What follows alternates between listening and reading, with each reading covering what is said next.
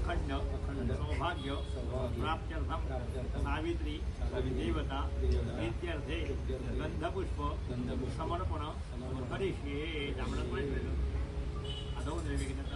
महागणपती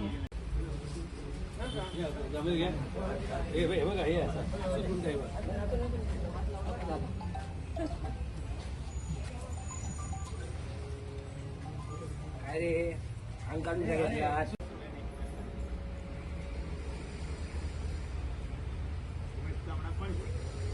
सावित्री पीठ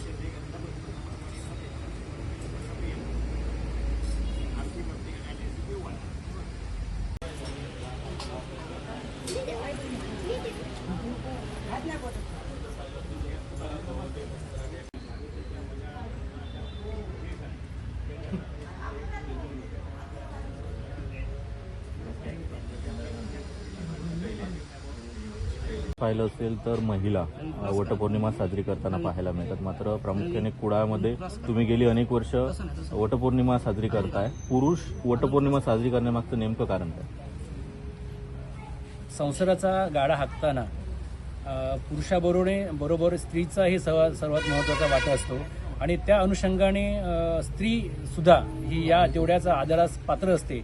हा जो स्त्रियांच्या आयुष्यामध्ये सर्वात महत्त्वाचा क्षण म्हणजे वटपौर्णिमा आणि त्यामुळे नवऱ्याप्रती श्रद्धाभाव आदरभाव दीर्घायुष्य चिंतनासाठी हा सण ते साजरे करतात. तसंच जी स्त्री आपल्या पाठी समर्थन उभी आहे तिच्यासाठी श्रद्धाभाव व्यक्त करण्याच्या उद्देशाने 2009 मध्ये उमेश गाळवणकर आणि त्यांचे मित्र डॉक्टर संजय निगुडकर यांच्या संकल्पनेतून पुरुषाची वटपौर्णिमा साजरी करण्याचा आम्ही संकल्पना सोडलेला होता आणि तो गेली 16 वर्ष, आजचं हे 16 वर्ष, या 16 वर्ष अविरतपणे चालू आहे. आपण म्हणतो की संगती जन्माचा 20वा जीवाचा सुखी ठेव देवा माझा धनी कुंकुवाचा.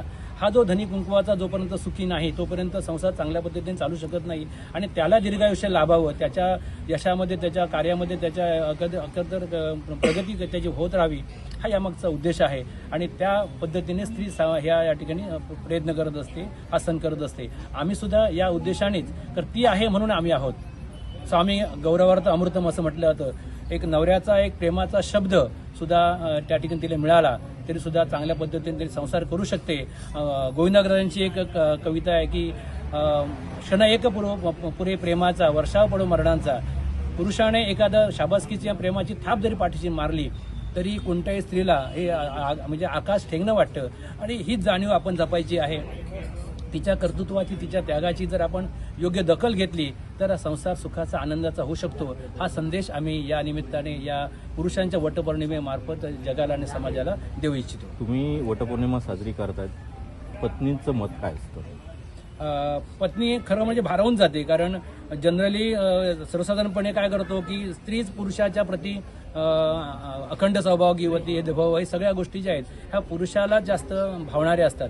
परंतु जेव्हा एखाद्या स्त्रीला हे समजतं की माझा नवरा सुद्धा 7 जन्मीची आपली सहचारणी सोबतीने आपल्याला मिळावी असं जेव्हा प्रार्थना करतो तेव्हा ती खरोखर भारावून जाते. जेव्हा आम्ही ह्या गोष्टी आमच्या घराकडे सांगतो तेव्हा तिला हे आकाश ठेंगणं वाटतं अशी अवस्था आहे आणि त्यामुळेच आपण हे एकमेकांना हे जपायचं असतं. हा संदेश या ठिकाणी मिळतो आणि या संदेशामुळे स्त्री अधिक उत्साहाने, अधिक उमेदीने, अधिक चैतन्ययुक्त कृतीने या संसारामध्ये सहभागी होऊ शकते. इतर पुरुष या प्रथेकडे वळावे यासाठी तुम्ही काय?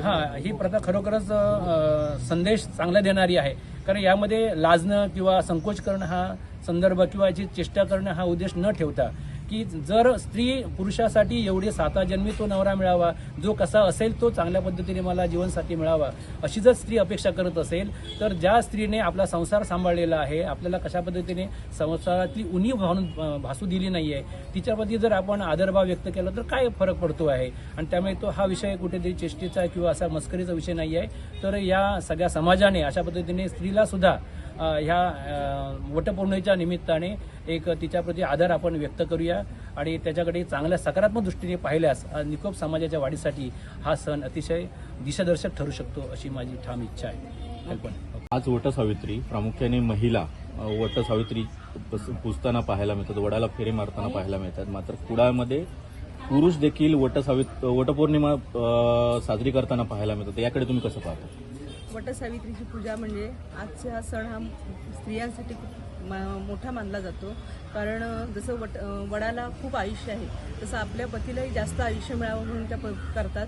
त्याचप्रमाणे आज कुडाळमध्ये सगळे जे पुरुष मंडळी करतात, आज 15-16 वर्ष झालेली आहेत या गोष्टीला, आणि त्याच्यातून त्यांच्या भावना, स्त्रीप्रती ज्या भावना आहेत त्यांना चांगलं आयुष्य, त्यांना दीर्घायुष्य लाभू दे, त्यांना जे काम करतात त्याच्यात त्यांना जास्त यश मिळू दे, यासाठी हे जे पुरुष दरवर्षी न चुकता ही जी वटपौर्णिमा करतात त्यासाठी आम्हाला खरोखर त्यांचा आदर वाटतो.